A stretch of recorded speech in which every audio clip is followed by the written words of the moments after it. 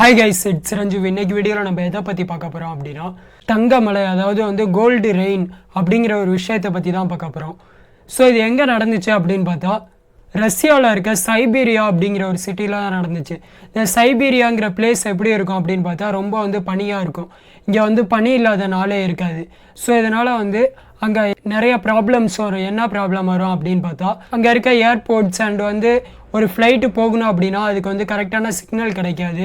தென் அதனால பலவிதமான ஃப்ளைட்ஸ் ஸ்மூத்தான ஒரு ட்ராவலிங் கிடைக்காம இருக்குது. ஸோ அதனால் இங்கே ஃப்ளைட் ட்ராவலிங் அப்படிங்கிறது நினச்ச அளவுக்கு ஸ்மூத்தாக போகாது எல்லா டைமும். அது மட்டும் இல்லாமல் இங்கே 3 டன் அளவுக்கு கோல்டு இப்போ அங்கே இருக்க பனிக்குள்ளே புதஞ்சிருக்கு.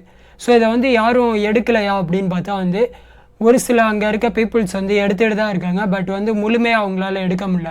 ஏன்னா அங்கே இருக்க பனிக்கு அடியில் அது மறைஞ்சிருக்கிறதுனால அந்த பனியும் அந்த இடம் ரொம்ப ஆபத்தாக இருக்கிறதுனால யாராலையும் அதை எடுக்க முடியல. ஸோ இந்த விஷயம் எப்போ நடந்துச்சு அப்படின்னு பார்த்தா 2018 மார்ச் 16 அன்னைக்கு என்ன நடந்துச்சுன்னு பார்த்தா அந்த இடத்துல இருக்க யாகட்ஸ் அப்படிங்கிற இடத்துல ஒருத்தர் ஒரு நிலக்கரி சுரங்கம் வச்சுருக்காரு. ஸோ இவர் அந்த நிலக்கரி சுரங்கத்தை அதிகமாக தோண்டிகிட்டே இருக்கப்ப என்ன கிடச்சிச்சு அப்படின்னு பார்த்தா ஃபுல்லு தங்கம், வைரம் அண்ட் பிளாட்டினம் இது மாதிரி பொருள் நிலத்துக்கடியில் இவருக்கு அளவுக்கு அதிகமாக கிடச்சிச்சு. ஸோ அதனால் என்ன பண்ணாருன்னா இவர் ஒரு ஃப்ளைட் வச்சுருக்காரு ஆல்டோனவ் AN-12ன்னு. ஸோ அந்த ஃப்ளைட்டை வச்சு ரஷ்யாவில் இருக்க அந்த சைபீரியா சிட்டியில் இருக்க ஏர்போர்ட்டில் இவர் அந்த ஃப்ளைட்டை நிப்பாட்டி வச்சுருக்காரு. ஸோ இந்த மாதிரி தோண்டி எடுத்த மொத்த தங்கத்தையும் எடுத்துகிட்டு வேறு இடத்துல கொண்டு போய் வச்சிடலாம் அப்படின்னு எல்லாத்தையும் ஃப்ளைட்டில் ஏற்றிட்டு ஃப்ளைட்டு கரெக்டாக கிளம்புறப்ப அந்த ஏர்போர்ட்டில் இருந்து டேஞ்சரஸான ஒரு அறிவிப்பு வருது. என்ன அப்படின்னு பார்த்தா விமானத்தோட சிக்னல்ஸ் எதுவுமே கிடைக்காதனால எந்த ஃப்ளைட்டும் இன்றைக்கி இயங்கக்கூடாது அப்படின்னு. ஆனால் இவர் அதுக்கு முன்னாடியே இவரோட பைலட் இந்த ஃப்ளைட்டை எடுத்துட்டார், ஸ்டார்ட் பண்ணிட்டாரு. ஸோ அதனால் ஆஃப் பண்ண முடியாத காரணத்தினால மேலே பறந்துட்டு இருந்துச்சு. ஸோ அங்கேருந்து ஒரு 10 கிலோமீட்டர் போகிறப்பே என்னாச்சு அப்படின்னு பார்த்தா இது மாதிரி எந்த ஒரு சிக்னலுமே கிடைக்காதனால ஃப்ளைட் நல்லா தடுமாறிடுச்சு. அதனால் என்னாச்சு அப்படின்னு பார்த்தா ஃப்ளைட்டில் 100% இந்த தங்கம் வைரத்தில் ஒரு 50% அங்கே இருக்க நிலத்திலே கொட்டிருச்சு. அதுவும் பனி மூடிருச்சு.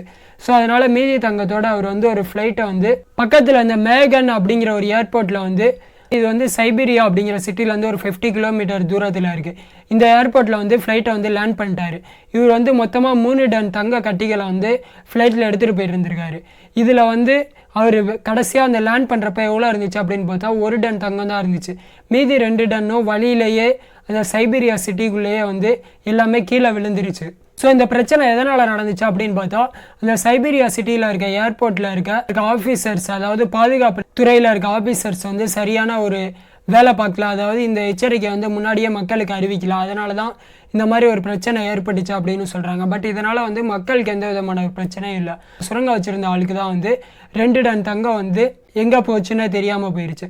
அந்த விமானத்துலேருந்து விழுந்த 200 தங்க கட்டியை அந்த பனி மூடிருச்சு. ஆனால் ஒரு சில மக்களுக்கு இது இன்னைக்கு வரைக்கும் 1, 2 அந்த மாதிரி அளவில் கிடச்சிட்டே தான் இருக்குது.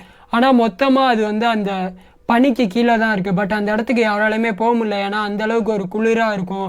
போனால் இறந்துடுறாங்க இல்லை உறைஞ்சிட்றாங்க அப்படிங்கிறதுனால அதை என்ன எடுக்க முடியாமல் இருக்குது. தேங்க்யூ ஃபார் வாட்சிங். See you at next video.